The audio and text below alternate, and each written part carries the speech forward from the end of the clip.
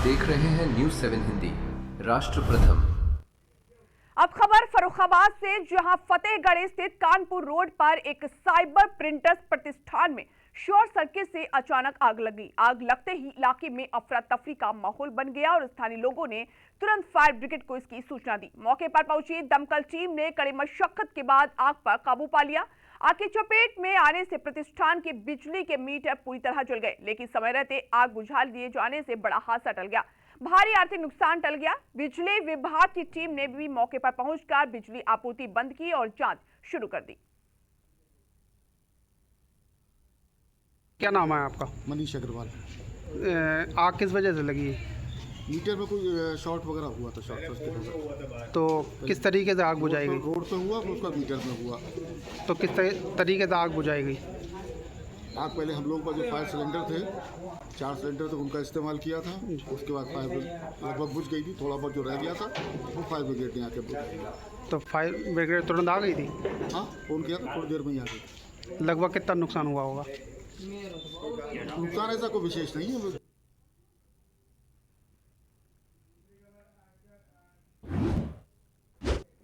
उन्नाव में महाप्रभु श्री जगन्नाथ जी की 31वीं भव्य रथ यात्रा श्रद्धा और उल्लास के साथ निकाली गई। कई किलोमीटर लंबी इस यात्रा में हजारों श्रद्धालुओं ने शामिल होकर भगवान जगन्नाथ, बलभद्र और माता सुभद्रा के दर्शन किए। यात्रा के दौरान आकर्षक धार्मिक और सांस्कृतिक झांकियां श्रद्धालुओं के आकर्षण का केंद्र रहीं। वहीं शुक्लागंज जर्नलिस्ट प्रेस क्लब में प्रसाद वितरण का आयोजन भी किया गया, जिसमें हरिओम, सूरज मिश्रा, उमेश त्रिवेदी समेत कई पत्रकार साथी मौजूद रहे। आयोजन समिति के नेतृत्व में संपन्न हुई इस भव्य रथ यात्रा में सर्व समाज के लोगों ने बढ़ चढ़कर हिस्सा लिया।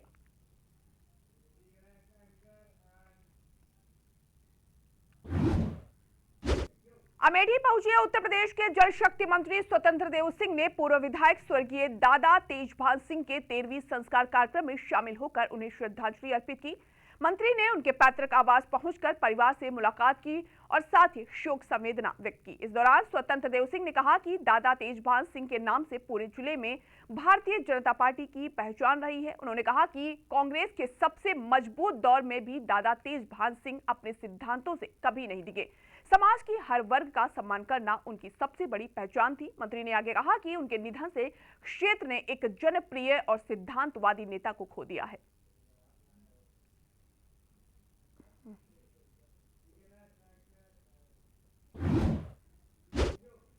अब रुक करते हैं औरैया जनपद की ओर, जहां प्रभु श्री जगन्नाथ जी की भव्य शोभा यात्रा श्रद्धा और उल्लास के साथ निकाली गई। नगर पालिका अध्यक्ष अनूप कुमार गुप्ता ने पूजा अर्चना के बाद हरी झंडी दिखाकर रथ यात्रा को रवाना किया। यात्रा में भगवान जगन्नाथ, बलभद्र और सुभद्रा की मनमोहक झांकी के साथ वृंदावन के कलाकारों का नृत्य और राधा कृष्ण बने नन्हे बच्चों की प्रस्तुति आकर्षण का केंद्र रही। शहर के कई स्थानों पर श्रद्धालुओं ने पुष्प वर्षा और जलपान का शोभा यात्रा का स्वागत किया। गाजीबाजी और जलघोष के बीच निकली इस यात्रा में बड़ी संख्या में श्रद्धालु भक्ति में सराबोर होकर झूमते हुए नजर आए।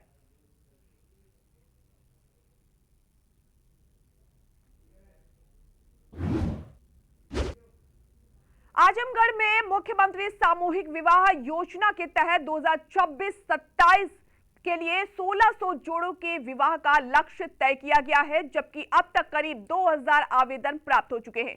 जिला समाज कल्याण अधिकारी वशिष्ठ नारायण सिंह ने बताया कि सभी आवेदनों का सत्यापन कराया जा रहा है, जिसके बाद चरणबद्ध तरीके से विवाह समारोह आयोजित होंगे। इस वर्ष योजना में बड़ा बदलाव करते हुए प्रति जोड़े की सहायता राशि बढ़कर 1 लाख रुपए कर दी गई है। अब 64,000 रुपए सीधे वधु के बैंक खाते में भेजे जाएंगे, जबकि उपहार सामग्री और आयोजन पर अलग से खर्च किया जाएगा। अधिकारियों का कहना है कि उपहार सामग्री की गुणवत्ता सुनिश्चित करने के लिए टेंडर प्रक्रिया अपनाई जा रही है। हाँ सर, अपना परिचय देते हुए सर, मुख्यमंत्री सामूहिक विवाह को सर किस तरह तैयारियां हैं सर, और कितने लक्ष्य हैं, कितने सर आवेदन आ चुके हैं सर? मैं वशिष्ठ नारायण सिंह, जिला समाज कल्याण अधिकारी आजमगढ़। और हर वर्ष की भांति इस बार भी जनपद के लिए सामूहिक विवाह के अंतर्गत 1600 का लक्ष्य निर्धारित किया गया है और इनके सापेक्ष वर्तमान में इस समय 2000 आवेदन लगभग हमारे पास आ चुके हैं, जिनका ब्लॉकों पे सत्यापन कराया जा रहा है। सत्यापन के बाद जो डेटा आ जाएगा उसके आधार पर ब्लॉक वाइज ग्रुपिंग करके एक साथ मतलब ब्लॉक वाइज 3-4 ब्लॉकों को एक साथ मिला के करते हुए हम लोग इसको सामूहिक विवाह के कार्यक्रम समारोह पूर्वक संपन्न कराएंगे। और एक नई इसमें जो परिवर्तन थोड़ा हुआ है, जैसे प्रतिवर्ष 1 लाख प्रति जोड़े 1 लाख रुपए की धनराशि निर्धारित की गई है। तो पहले इसमें 60,000 रुपये लड़की के खाते में जाते थे, 25,000 रुपये की उपहार सामग्री जाती थी और 15,000 रुपये आयोजन में जाते थे।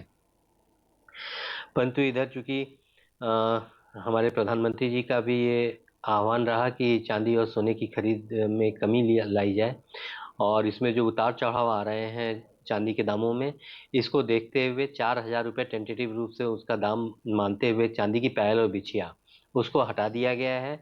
और नई व्यवस्था के तहत अब 64,000 रुपये, जो 4,000 रुपये हमारे 25,000 में से बच रहे हैं, 64,000 रुपये लड़की के खाते में दिए जाएंगे, 21,000 रुपये की उपहार सामग्री दी जाएगी और 15,000 रुपये आयोजन व्यय में खर्च होंगे। तो सबसे बड़ा देखा जाता है सर, गुणवत्ता को लेकर जो उपहार जो दिए जाते हैं उसकी गुणवत्ता किस तरह देखी जा रही है सर, और जो शादी समारोह जो होता है सर वहाँ किस तरह खाने की गुणवत्ता किस तरह देखती है सर? देखिए, टेंडर की कार्रवाई प्रक्रियाधीन है और इस बार एकदम पूरी तरह से टेंडर की शर्तों में स्पष्ट कर दिया गया है कि सामग्री की गुणवत्ता निदेशालय से निर्धारित कर दी गई है, उनसे इतर हटके कोई भी सामान स्वीकार्य नहीं है। और इसी प्रकार हम लोग पूरी तरह से व्यक्तिगत रूप से इस पे हम लोग का भी रहेगा ध्यान रहेगा कि किसी भी प्रकार की गुणवत्ता में कमी ना आए, चाहे वो खान पान से संबंधित हो, टेंटेज व्यवस्था से संबंधित हो अथवा उपहार सामग्री से संबंधित हो। ये नया और बेहतर डीबीटी वाला घड़ी, ओ इसमें भाई साहब, क्या डीबीटी? इस दाग को मिटाओ तो जाने। ये दाग नहीं, घड़ी के लिए बस निशान है। अब हुआ ना घड़ी का मुकाबला। डर्ट ब्लास्ट टेक्नोलॉजी के पावर ग्रैन्यूल्स दे फास्ट एक्शन सफाई, मिटाए जिद्दी दाग और दे बेहतरीन खुशबू। पहले इस्तेमाल करें फिर विश्वास करें।